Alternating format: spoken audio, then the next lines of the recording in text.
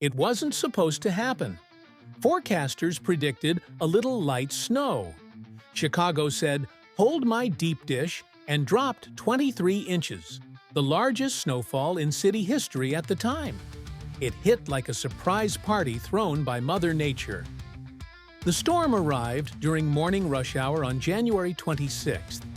Commuters went from "I might grab a coffee" to "I live here now" as cars froze in place across the city. Over 50,000 vehicles were stranded.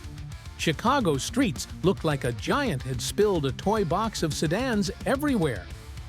Roughly 800 CTA buses got stuck, too many filled with passengers who had to slog home on foot through chest-high drifts.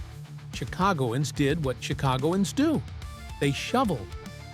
The next day, the city deployed over 2,500 workers, thousands of volunteers, and an army of kids earning shovel money to dig the city out.